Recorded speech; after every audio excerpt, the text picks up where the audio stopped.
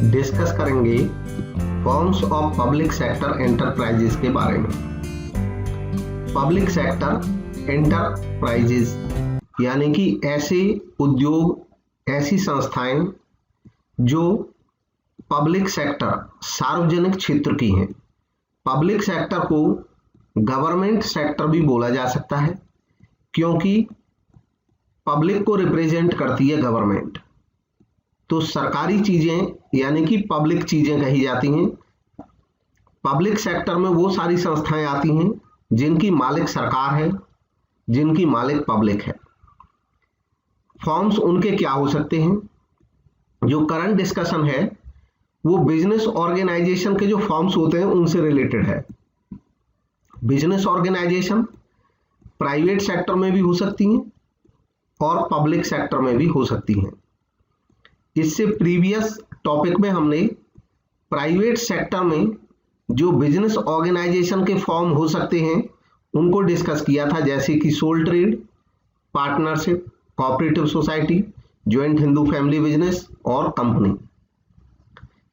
आज के डिस्कशन में हम समझेंगे कि पब्लिक सेक्टर में जो संस्थाएं व्यावसायिक कार्य के लिए बनाई जाती हैं उनके कौन कौन से कॉमन फॉर्म हो सकते हैं, कौन कौन से साधारण प्रारूप उनके हो सकते हैं। इसमें मेजर प्रारूप हो सकते हैं डिपार्टमेंटल अंडरटेकिंग के अलावा स्टैट्यूटरी कॉरपोरेशन और फिर हो सकता है गवर्नमेंट कंपनी। ये तीन मेजर फॉर्म्स होते हैं बिजनेस ऑर्गेनाइजेशंस के पब्लिक सेक्टर के अंतर्गत। सबसे पहले बात करेंगे डिपार्टमेंटल अंडरटेकिंग की। हिंदी में इसको कहते हैं विभागीय उपक्रम। डिपार्टमेंटल अंडरटेकिंग ऐसे एंटरप्राइजेस यानी कि ऐसे बिजनेस ऑर्गेनाइजेशन होते हैं जो किसी मिनिस्ट्री के डिपार्टमेंट के तौर पे काम करते हैं। सरकार की कोई मिनिस्ट्री, कोई मंत्रालय अलग से होता है और उस मंत्रालय के एक विभाग के तौर पर यह संस्था काम करती है। एक्चुअली ये मिनिस्ट्री का ही एक एक्सटेंशन होती है। गवर्नमेंट फंक्शन करती है इन डिपार्टमेंट्स के माध्यम से। जो एक्टिविटी परफॉर्म करना चाहती है व्यावसायिक स्तर पे अगर करना चाहती है सरकार, तो इन डिपार्टमेंट के माध्यम से कर सकती है। ये डिपार्टमेंट कॉन्स्टिट्यूट किए जाते हैं किसी मिनिस्ट्री के पार्ट के तौर पे ही, ना कि अलग से कोई ऑटोनॉमस कॉन्स्टिट्यूशन इनका होता है, यानी कि ये पूरी तरह से डिपेंडेंट होते हैं सरकार पे। ये एक्ट करते हैं, काम करते हैं गवर्नमेंट के ऑफिसर्स के माध्यम से, और इनके जो एम्प्लॉइज होते हैं वो गवर्नमेंट एम्प्लॉइज होते हैं। ऐसे अंडरटेकिंग यानी कि जिन हम डिपार्टमेंटल अंडरटेकिंग की बात कर रहे हैं, ऐसे अंडरटेकिंग या तो सेंट्रल गवर्नमेंट या स्टेट गवर्नमेंट के अंडर काम करते हैं, और इसलिए उस रिलेटेड सेंट्रल या स्टेट गवर्नमेंट के जो रूल्स होते हैं वही इन पे एप्लीकेबल होते हैं। इनके उदाहरण हैं जैसे कि भारतीय रेलवे भारत सरकार का एक उपक्रम है। ऐसे ही पोस्ट डिपार्टमेंट, डाक विभाग भारत सरकार का, ये भी भारत सरकार का ही एक उपक्रम है। इनकी फीचर्स क्या होती हैं? सार्वजनिक उपक्रमों की, यानी कि पब्लिक सेक्टर अंडरटेकिंग भी इनको कहते हैं या डिपार्टमेंटल अंडरटेकिंग भी कहते हैं। इनकी फीचर्स क्या होती हैं? फंडिंग और रेवेन्यू। इनकी फंडिंग भी सरकार से आती है और इनकी जो रेवेन्यू है वो भी सरकार की ट्रेजरी में ही जाती है। अकाउंटिंग एंड ऑडिट कंट्रोल, इन पे अकाउंटिंग और ऑडिट कंट्रोल के वो रूल एप्लीकेबल होते हैं जो सरकार की बाकी एक्टिविटीज पे लागू होते हैं। इनके एम्प्लॉइज गवर्नमेंट एम्प्लॉय कहलाते हैं और इसलिए इनके जो रिक्रूटमेंट्स से रिलेटेड रूल्स हैं या सर्विस रूल्स हैं वो सरकार के एम्प्लॉइज के जो रूल्स होते हैं उन्हीं तरीके से इन पे भी एप्लीकेबल होते हैं। डायरेक्ट कंट्रोल इन पे सरकार का बना रहता है।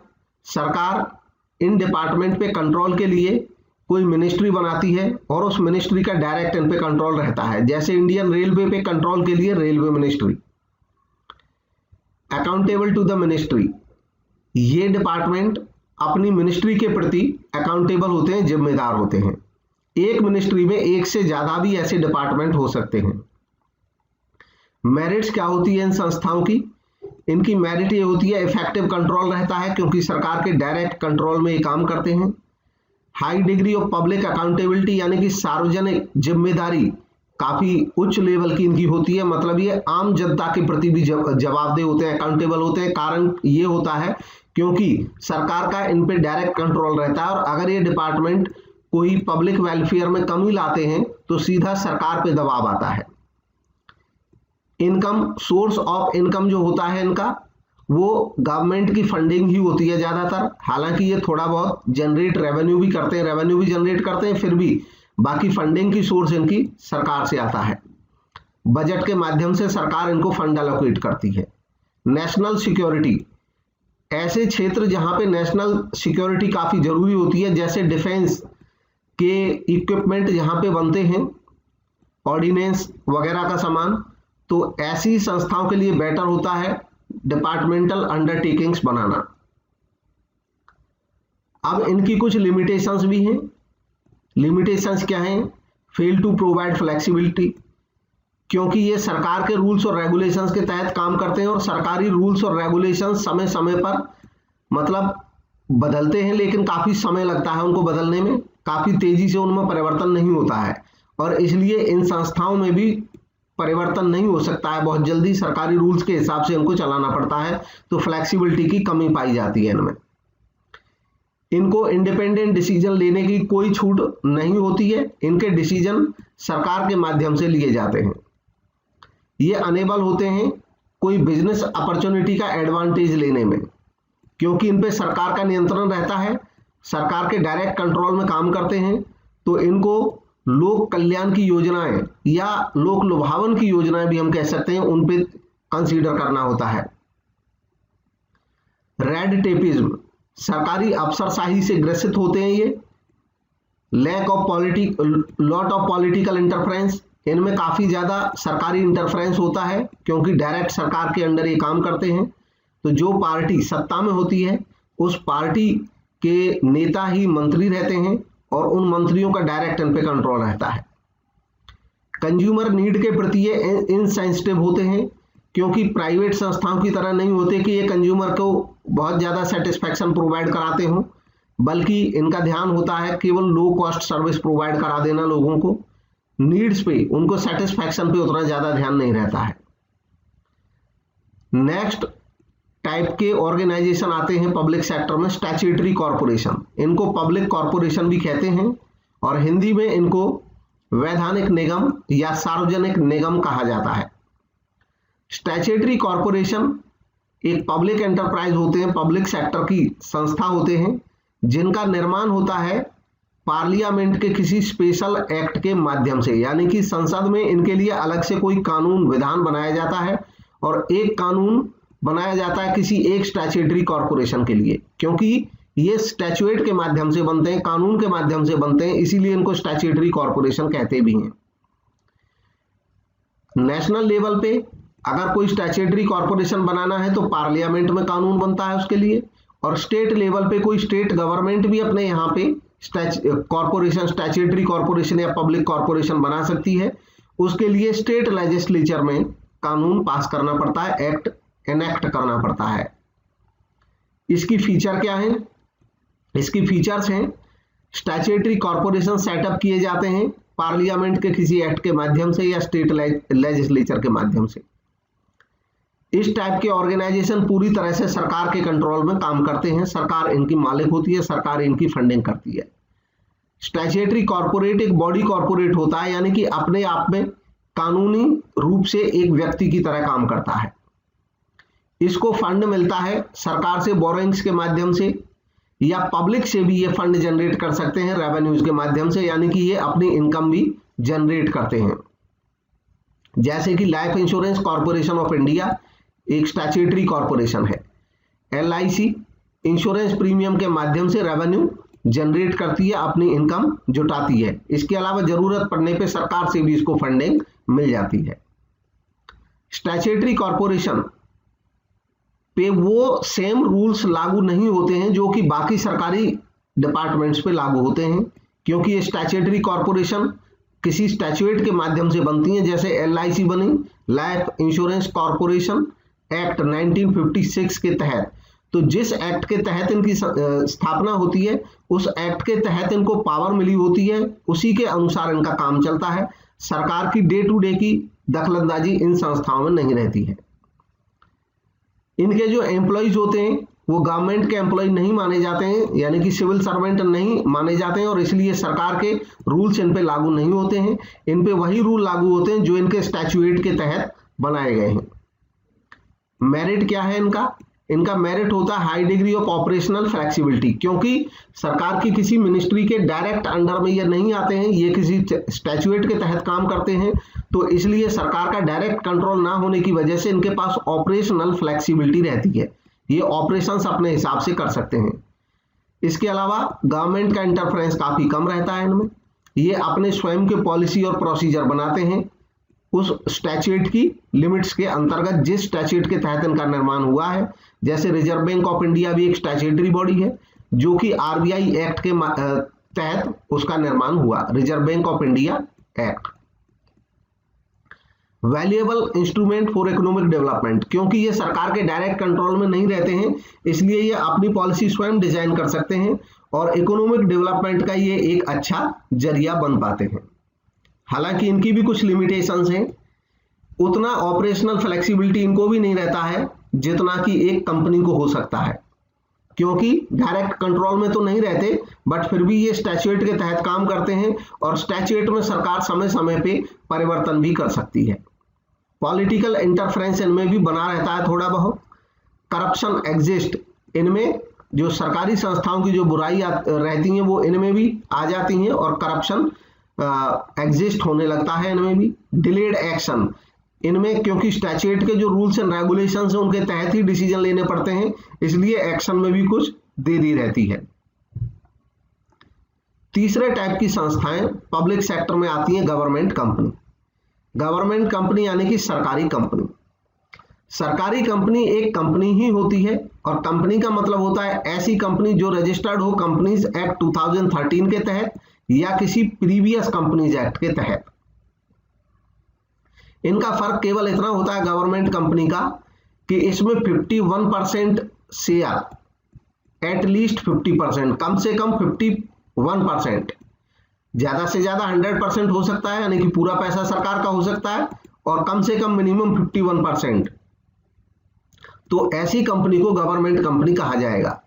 अब चाहे कोई कंपनी कैसी भी है, अगर उसमें 51% सरकार शेयर खरीद ले, सेंट्रल गवर्नमेंट या स्टेट गवर्नमेंट, तो ऐसी कंपनी को सरकारी कंपनी कहा जाएगा। इनकी इस्टेब्लिशमेंट होती है प्योरली एक बिजनेस पर्पज के लिए होती है इनकी स्थापना, और उम्मीद ये की जाती है कि प्राइवेट सेक्टर की कंपनी को compete कर सके, यानी कि उनसे तुलना कर सके कंपटीशन में। सेक्शन 2 सबसेक्शन 45 कंपनीज एक्ट का 2013 डिफाइन करता है कि गवर्नमेंट कंपनी का मतलब ऐसी कंपनी से है जिसमें 51% से कम शेयर नहीं होना चाहिए सरकार का पेड अप कैपिटल में। शेयर सेंट्रल गवर्नमेंट का हो सकता है या किसी स्टेट गवर्नमेंट का हो सकता है या पार्टली सेंटर और स्टेट गवर्नमेंट का हो सकता है। इसके अलावा ऐसी कंपनी को भी सरकारी कंपनी कहा जाएगा, गवर्नमेंट कंपनी कहा जाएगा, जो एक गवर्नमेंट कंपनी की सब्सिडियरी कंपनी होगी। यानी कि किसी गवर्नमेंट कंपनी की अगर कोई सब्सिडियरी कंपनी है तो उसको भी फिर गवर्नमेंट कंपनी ही माना जाएगा। सारे provisions, all provisions of the act, यानी कि कंपनीज एक्ट के जो प्रोविजन होते हैं इन कंपनियों पे भी लागू होते हैं पूरी तरीके से, छोड़ करके कुछ खास केसेस को जिनमें सरकार स्वयं अपने कोई रूल बना दे।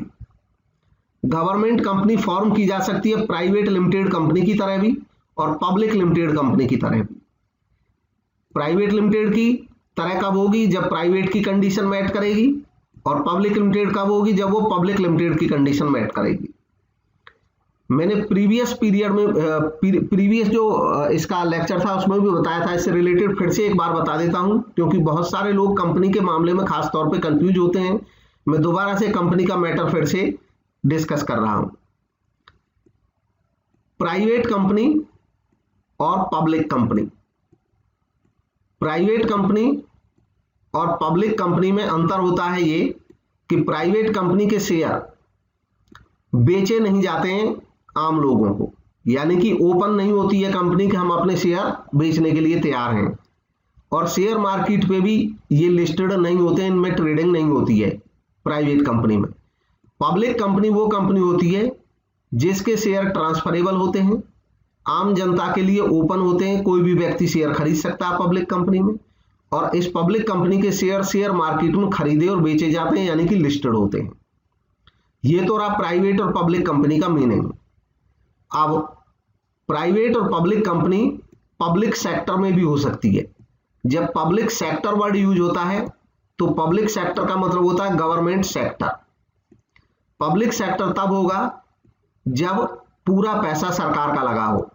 मान लो सरकार कोई कंपनी खोल रही है और वो सरकार कंपनी खोल करके तय करती है कि हम इसको शेयर मार्केट में लिस्ट कराएंगे और इसके कुछ शेयर आम जनता को भी बेचेंगे, तो ऐसी कंपनी पब्लिक सेक्टर की पब्लिक कंपनी कहलाएगी।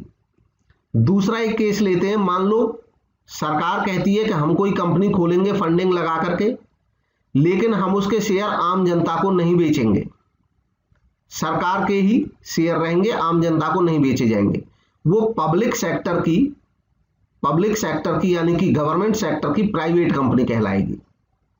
अब यहां पे महत्वपूर्ण बात क्या है कि चाहे पब्लिक सेक्टर की पब्लिक कंपनी है और चाहे पब्लिक सेक्टर की प्राइवेट कंपनी है, क्योंकि इन दोनों में ही पैसा सरकार का लगा है, जो कि उस कंडीशन को पूरा कर देता है कि 51% से ज्यादा पैसा सरकार का लगा है, इसलिए हम इन दोनों को ही गवर्नमेंट कंपनी भी बोल सकते हैं।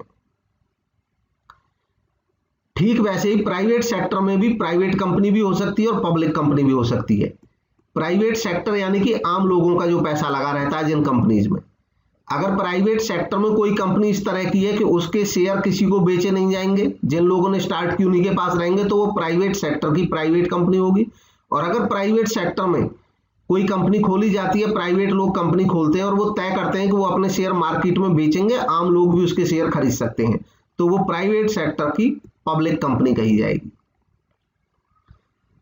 Shares of the company are purchase in the name of the president of India.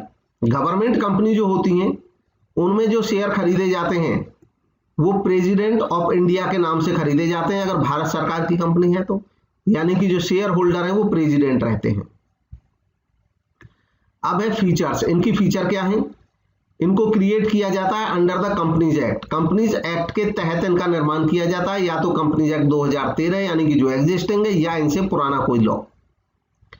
Company can file A suit. Company एक आर्टिफिशियल पर्सन की हैसियत से काम करती है, यानी कि कानून की नजर में कंपनी एक पर्सन की तरह होती है और पर्सन को जो अधिकार है कानून की तरफ से वो इस कंपनी को भी प्राप्त होते हैं, और इसलिए यह कंपनी किसी व्यक्ति पर वाद यानी कि केस दायर कर सकती है और कोई व्यक्ति भी इस कंपनी पर केस दायर कर सकता है। एक्वायर प्रॉपर्टी, इस कंपनी को राइट होता है अपने नाम से प्रॉपर्टी एक्वायर करने का, खरीदने का। इस कंपनी का मैनेजमेंट कंपनीज एक्ट के जो रूल्स एंड रेगुलेशंस है उनके तहत ही किया जाता है।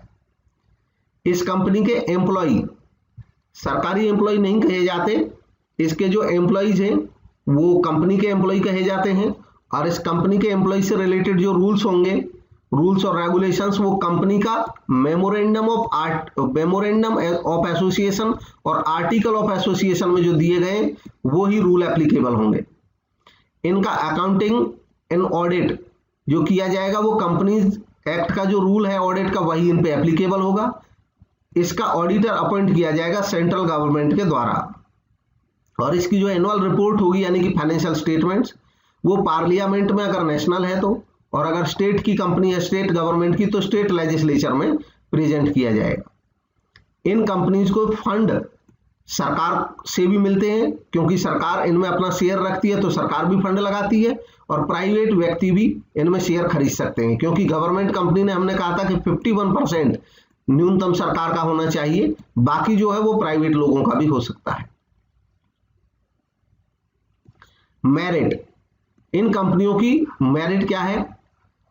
सेपरेट एक्ट पार्लियामेंट में कोई जरूरी नहीं होता है इनके लिए, सेपरेट एक्ट जरूरी होता है स्टैट्यूटरी कॉर्पोरेशन के लिए, कंपनी के लिए सेपरेट एक्ट की जरूरत नहीं है, कंपनीज एक्ट के तहत ही इनका निर्माण हो जाता है।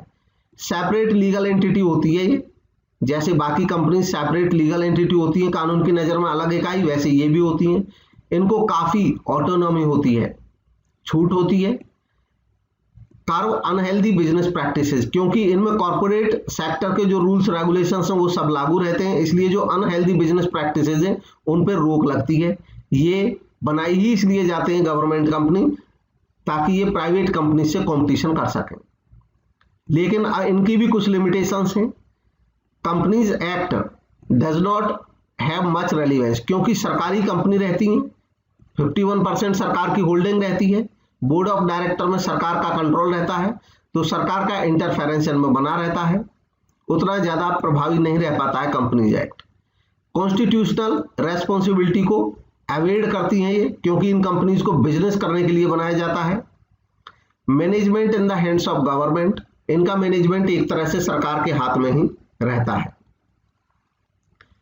अब बात आती है role of public sector. Public sector का रोल भारत के संदर्भ में, इंडिया के रेफरेंस में ये बात है कि in reference to India what was the role of public sector. तो इसको हम दो हिस्सों में करेंगे, दो पार्ट में करेंगे। पहला पार्ट 1947 से 1990 तक पब्लिक सेक्टर का रोल क्या रहा था, और फिर 1990 के बाद क्या अंतर आया, चेंज आया। पहले देखेंगे 47 से 90 तक। हमारा देश जब आजाद हुआ तो हमारे देश के सरकार ने, हमारे देश के नेताओं ने पब्लिक सेक्टर को काफी महत्वपूर्ण रोल दिया, क्योंकि देश को तेजी से वो वेलफेयर स्टेट की तरह डेवलप करना चाहते थे। तो क्या रोल, क्या जिम्मेदारी सौंपी गई थी पब्लिक सेक्टर को?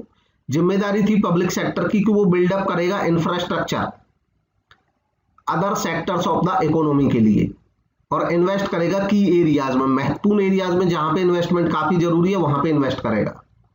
ये इन्वेस्ट करेगा उन प्रोजेक्ट में जहां पे हैवी इन्वेस्टमेंट की रिक्वायरमेंट है, और उनका जेस्टेशन पीरियड बहुत लंबा है। जेस्टेशन पीरियड यानी कि जो लाभदायक पीरियड होगा वो लंबा रहता है, 10-20 साल तक लाभ प्राप्त नहीं होते हैं, क्योंकि प्राइवेट सेक्टर ऐसे एरिया में जाना नहीं चाहता था उस समय पे। तो सरकार अपना इन्वेस्टमेंट करके ऐसे एरियाज में डेवलपमेंट करेगी। प्रोवाइड करना गुड्स और सर्विसेज, जो इकोनॉमी को जिनकी रिक्वायरमेंट है वैसी गुड्स और सर्विसेज प्रोवाइड करना। गवर्नमेंट रेस्पॉन्सिबल होगी उन रीजन्स के या स्टेट्स के डेवलपमेंट के लिए जहां पे बैलेंस्ड डेवलपमेंट नहीं है, यानी कि जो रीजनल डिस्पैरिटी है उसको दूर करने की कोशिश करेगी। जिन जगहों पर उद्योग नहीं है वहां पे सार्वजनिक उद्योग लगाए जाएंगे।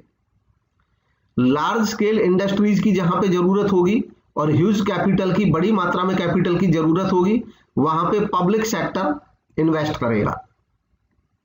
पब्लिक सेक्टर काम करेगा एक तरह से कंसंट्रेशन ऑफ इकोनॉमिक पावर पे चेक करेगा।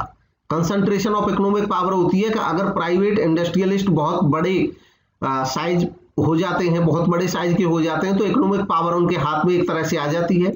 तो सार्वजनिक उद्यमों को चलाने का एक उद्देश्य ये भी था उस समय कि जो इकोनॉमिक पावर है वो प्राइवेट हाथों में ना रहे, सरकार का उस पर कंट्रोल बना रहे। पब्लिक सेक्टर की कंपनी इंपोर्ट सब्स्टिट्यूशन के लिए काम करेंगी, क्योंकि देश में विदेशों से काफी ज्यादा सामान इंपोर्ट होता है। तो उस समय सोचा गया था कि इंपोर्ट सब्स्टिट्यूशन, यानी कि इंपोर्ट जिस सामान को कर रहे हैं हम, उस सामान को हम सार्वजनिक क्षेत्र की कंपनियों को सौंपेंगे कि आप उस सामान को प्रोड्यूस करिए। लेकिन बाद में changing role of public sector enterprises, 1990 तक यही विचारधारा चली। कुछ उसके लाभ भी देखने को मिले, लेकिन साथ ही साथ उसकी कुछ हानियां भी सामने आई, क्योंकि जो पब्लिक सेक्टर था उसकी एफिशिएंसी उतनी अच्छी नहीं थी, इन्वेस्टमेंट ज्यादा था, और बहुत सारे पब्लिक सेक्टर अंडरटेकिंग लगातार घाटे में चलते रहते थे। तो सरकार ने अप्रोच बदली, और 1990 के बाद चेंज आया, और हमारी पॉलिसीज में 3 चीजें आई: लिबरलाइजेशन, प्राइवेटाइजेशन और ग्लोबलाइजेशन। एलपीजी की पॉलिसी जिनको कहा जाता है, 1990 में इंडस्ट्रियल पॉलिसी आई थी, जिसको न्यू इंडस्ट्रियल पॉलिसी या नई औद्योगिक नीति कहा जाता है, न्यू इंडस्ट्रियल पॉलिसी 1991। उसमें इन 3 चीजों पर फोकस था। लिबरलाइजेशन का मतलब होता है कि जो रूल्स और रेगुलेशंस हैं उनसे लिबर्टी देना, जो लाइसेंस की ज्यादा रिक्वायरमेंट है उसको कम करना, तो एक तरह से इंडस्ट्री को लिबर्टी देना, छूट देना। प्राइवेटाइजेशन का मतलब है कि सरकार की फंडिंग जिन संस्थाओं में थी, और उनमें से कुछ संस्थाएं ऐसी थी जो लगातार घाटे में चलती रहती थी, उनमें प्राइवेटाइजेशन करना, यानी कि सरकारी जो पैसा है उसको निकाल करके प्राइवेट लोगों को, ऐसी संस्थाओं को सौंपना। ग्लोबलाइजेशन का मतलब होता है कि इंटरनेशनल लेवल पे जो विदेशी कंपनी हमारे देश में आना चाहती हैं बिजनेस करने के लिए, उनको वेलकम करना, और हमारे देश की कंपनी विदेश में बिजनेस करने जाएं तो उनको मोटिवेट करना। तो ग्लोबल लेवल पे बिजनेस फैलाना। पब्लिक सेक्टर का रोल रीडिफाइन किया गया 1990 के बाद। गवर्नमेंट ऑफ इंडिया ने इंट्रोड्यूस किए बहुत सारे रिफॉर्म्स इस सेक्टर में न्यू इंडस्ट्रियल पॉलिसी के माध्यम से, जैसे कि रिस्ट्रक्चर करना और रिवाइव करना potentially viable PSUs. Public sector undertaking. Public sector undertaking का मतलब सभी सार्वजनिक क्षेत्र के उद्यमों से होता है। तो जो पोटेंशियल थे, यानी कि जिनमें क्षमता थी रिवाइव करने की, उनको रिस्ट्रक्चर किया गया और रिवाइव किया गया।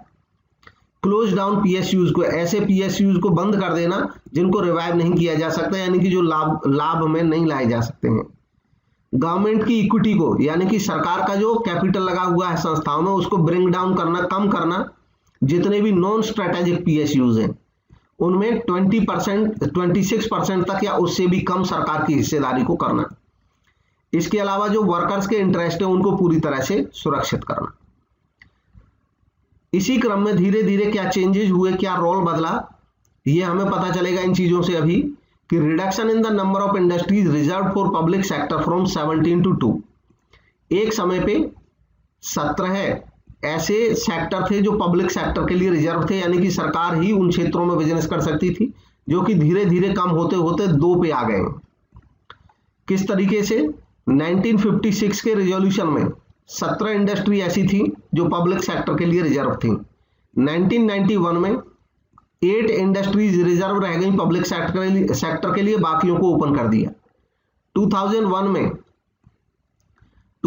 में 3 इंडस्ट्री ऐसी रह गई जो रिजर्व रह गई पब्लिक सेक्टर के लिए, बाकियों को ओपन कर दिया। और एट प्रेजेंट केवल 2 इंडस्ट्री ऐसी हैं, एक तो एटॉमिक एनर्जी और दूसरी रेलवेज, जिनमें कि जो रिजर्व है पब्लिक सेक्टर के लिए, बाकी सब प्राइवेट के लिए खोल दी गई हैं। रेलवे में भी कुछ चीजें ऐसी हैं, कंस्ट्रक्शन, ऑपरेशन, मेंटेनेंस, कुछ क्षेत्रों में ये प्राइवेट सेक्टर को दिए हैं, और हो सकता है आने वाले समय में हम रेलवे में भी प्राइवेटाइजेशन पूरी तरह से देखें। डिसइन्वेस्टमेंट शेयर्स का करना पब्लिक सेक्टर एंटरप्राइजेज में, यानी कि कुछ सार्वजनिक संस्थाओं में डिसइन्वेस्टमेंट करना, उनमें सरकारी हिस्सेदारी को बेचना। All public sector units refer की गई board of industrial financial reconstruction, हालांकि ये अब बंद हो गया है, इसकी जगह नया डिस्पेंसेशन, नया सिस्टम बन चुका है, तो इसको इग्नोर कर दें यहां से बेशक।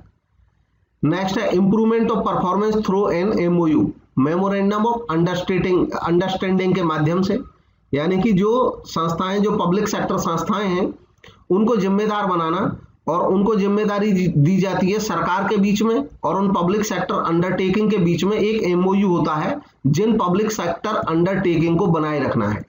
इनके मैनेजमेंट को कहा जाता है कि अगर आप ये नहीं चाहते कि आपका प्राइवेटाइजेशन हो, अगर आप सरकारी संस्था बने रहना चाहते हैं, तो आपको सरकार के साथ एक समझौता करना होगा।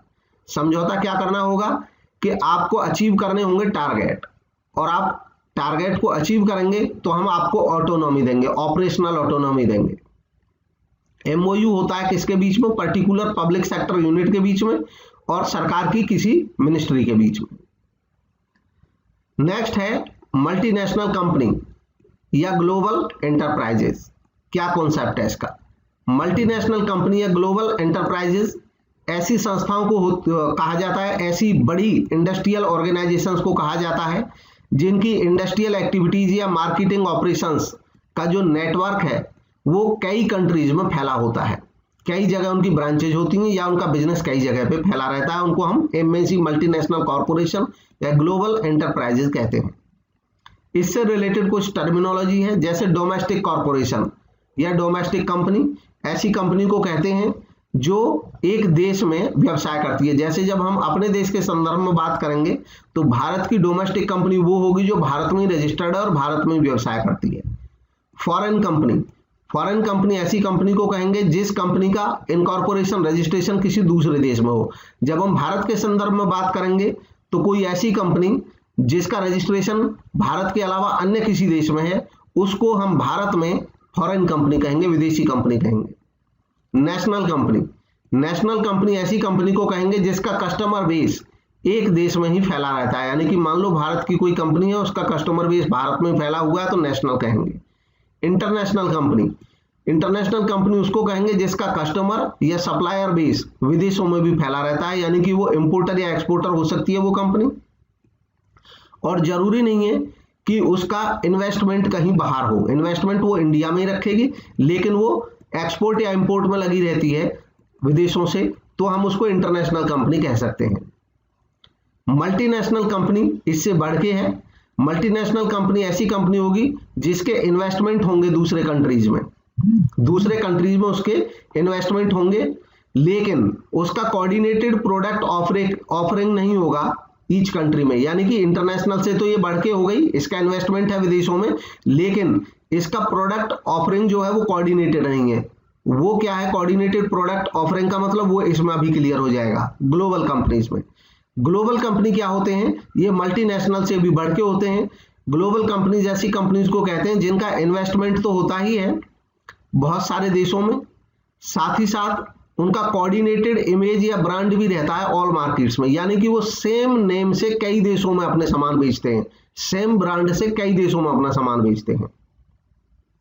ऐसी संस्थाओं का एक कोई ऑफिस होता है, ग्लोबल स्ट्रेटेजी जहां से बनती है एक हेड ऑफिस से, और दुनिया के कई देशों में वही स्ट्रेटेजी इनकी काम करती है।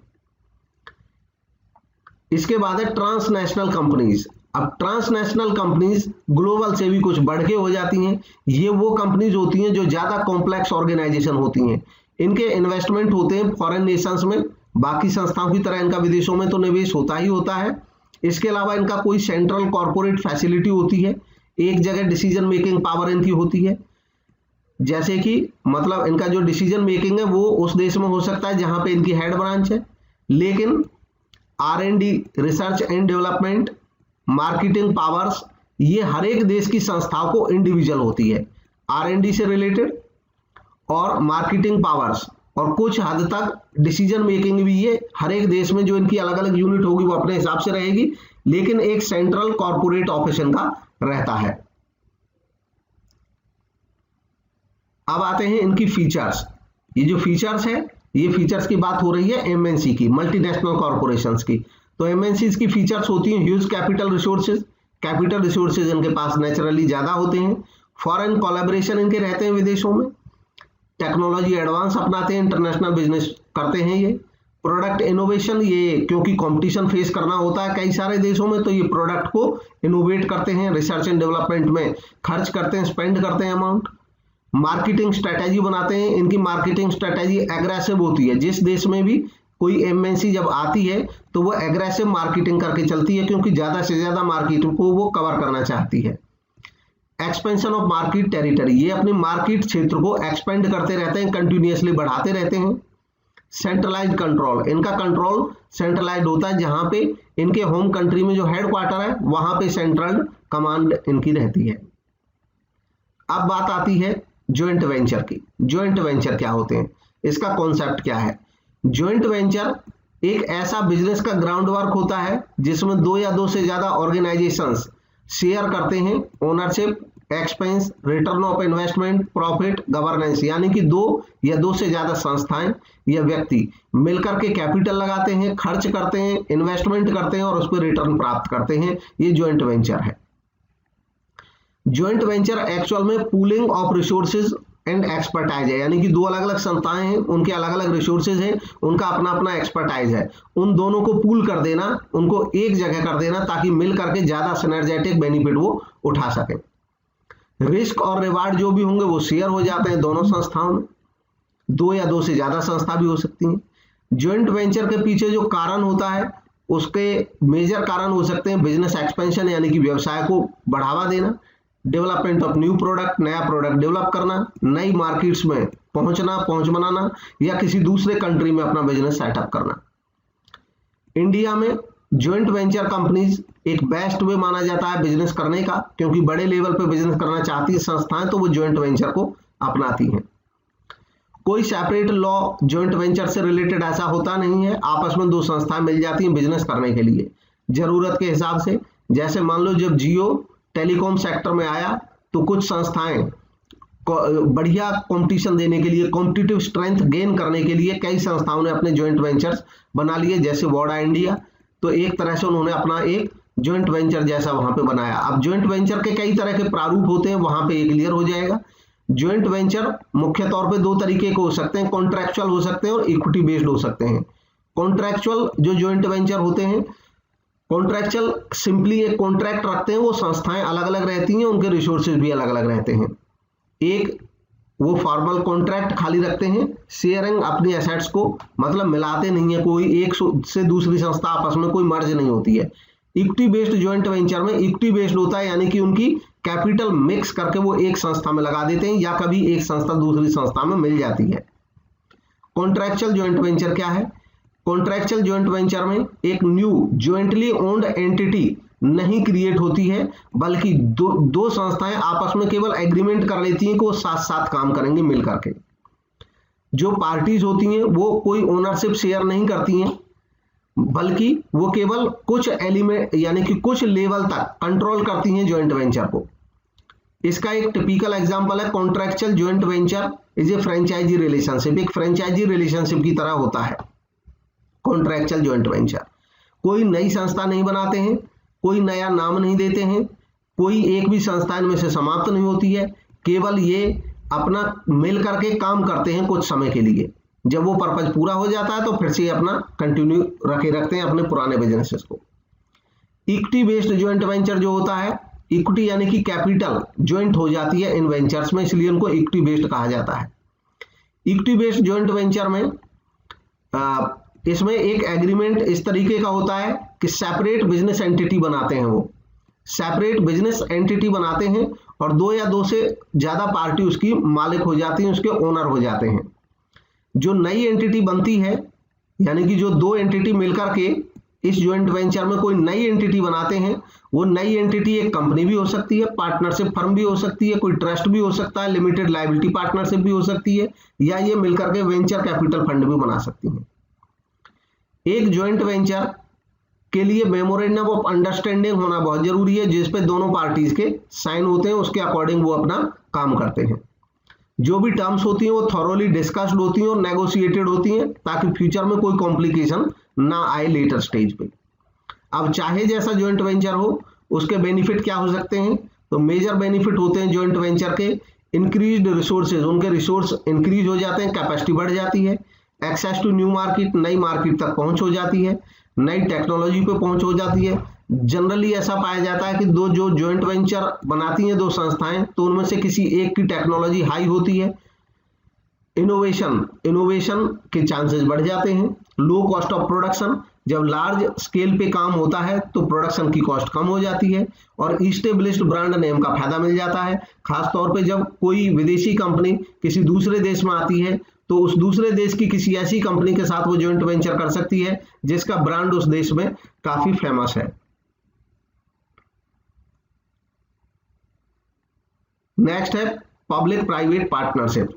पब्लिक प्राइवेट पार्टनरशिप का कॉन्सेप्ट क्या है?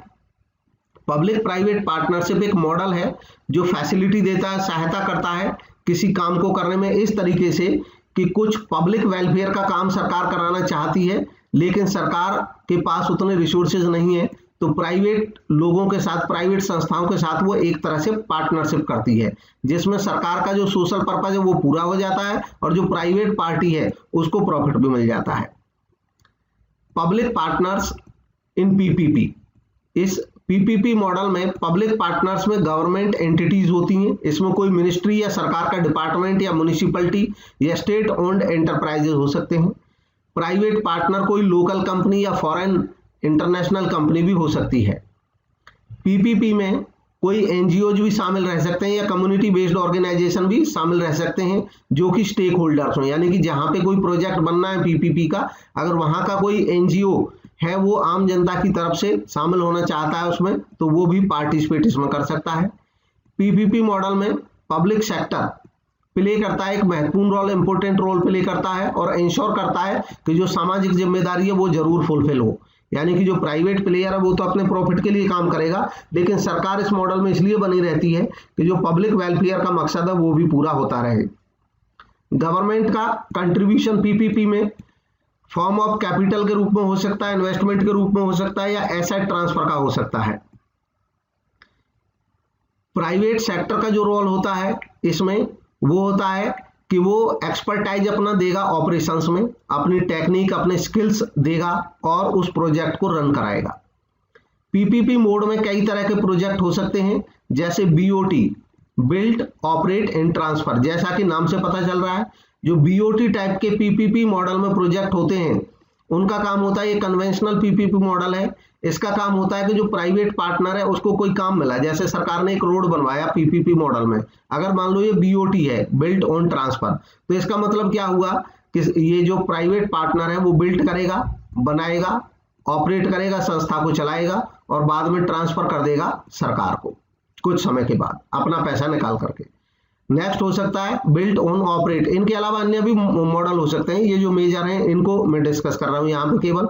बिल्ट ऑन ऑपरेट यानी कि इसमें जो प्राइवेट पार्टनर है वो बिल्ड करता है, संस्था को बनाता है, किसी प्रोजेक्ट को पूरा करता है, रोड को या ब्रिज को या प्लेटफॉर्म को, आजकल रेलवे स्टेशन भी इस मॉडल में जाने हैं कुछ, उनको ओन करता है यानी कि कुछ समय के लिए उनके मालिक भी बना रहता है, और उनको ऑपरेट करता है, ऑपरेट यानी कि उसमें से अपनी इनकम भी, रेवेन्यू भी जनरेट करता है। नेक्स्ट है bolt, built on lease transfer. ये जो मॉडल है इसमें प्राइवेट संस्था बनाती है, प्रोजेक्ट को पूरा करती है, ओन करती है यानी कि कुछ समय के लिए उसकी ओनर रहती है, फिर उसके बाद उसको लीज पे दे देती है सरकार को, यानी कि सरकार लीज पे ले लेती है और फिर पैसा देती है लीज का, और जो लीज का एक पीरियड तय कर दिया जाता है, उस पीरियड के बाद फिर से ये जो टोटल प्रोजेक्ट है ये प्राइवेट संस्था सरकार को ही ट्रांसफर भी कर देती है। नेक्स्ट एक मॉडल ये भी है design, build, finance, operate, transfer. इस मॉडल में जैसा नाम से पता चल रहा है, पहले संस्था डिजाइन करती है मॉडल, जो प्राइवेट संस्था है उसको करना होता है, ये काम बिल्ड करती है यानी कि प्रोजेक्ट बनाती है, फाइनेंस करती है, पैसा भी लगाती है उसमें, फिर उसके बाद ऑपरेट करती है कुछ समय के लिए, और जो समय निर्धारित हो जाता है सरकार के बीच में और प्राइवेट पार्टी के बीच में, उतने समय के लिए ऑपरेट करके अपना रेवेन्यू जनरेट कर लेती है और बाद में सरकार को ट्रांसफर कर देती है प्रोजेक्ट।